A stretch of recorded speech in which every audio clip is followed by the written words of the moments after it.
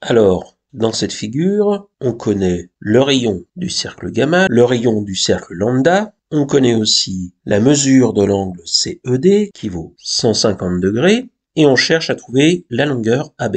Alors ce que je vois, c'est déjà que l'angle CED est inscrit dans le cercle lambda. Et ce que je vais faire en premier, je vais tracer le diamètre DF, puis le triangle CDF. Comme DF est un diamètre du cercle lambda, on a que le triangle CDF est rectangle en C.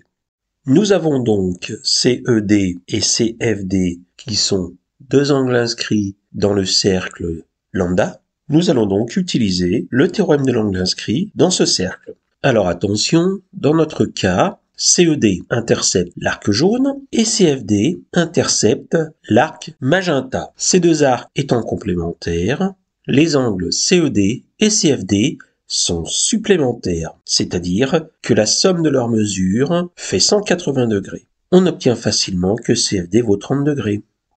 Le triangle CDF étant rectangle en C, les angles CFD et CDF sont complémentaires, donc CDF est égal à 60 degrés. De plus, on voit que CB est égal à la moitié de DF, c'est-à-dire c'est égal au rayon. On a donc le triangle CBD qui est isocèle en B et ce triangle a un angle de 60 degrés. Et un triangle isocèle avec un angle de 60 degrés, ça s'appelle un triangle équilatéral. Ceci signifie que CD est lui aussi égal au rayon, c'est-à-dire 5. Nous avons AC égale AD égale à 4 et BC égale BD égale 5. AB est donc la médiatrice du segment CD. Je peux donc construire le point I, milieu de CD. Étant donné que I est le milieu de CD et B le milieu de DF, d'après le théorème des milieux dans le triangle CDF, IB est égal à CF sur 2. Et pour calculer CF, rien de plus simple. On se place dans le triangle rectangle DCF, et d'après Pythagore, CD au carré plus CF au carré est égal à DF au carré. CD vaut 5, DF vaut 10.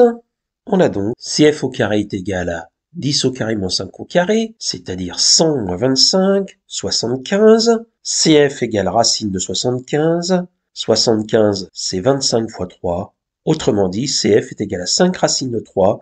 Et finalement, IB, qui est égal à CF sur 2, vaut 5 racines de 3 sur 2.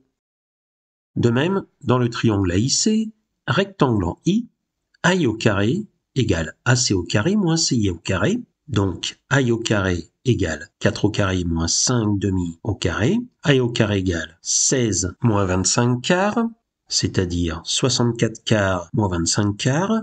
AI au carré est donc égal à 39 quarts. AI vaut racine de 39 sur 2. Conclusion, AB égale racine de 39 plus 5 racines de 3, le tout divisé par 2.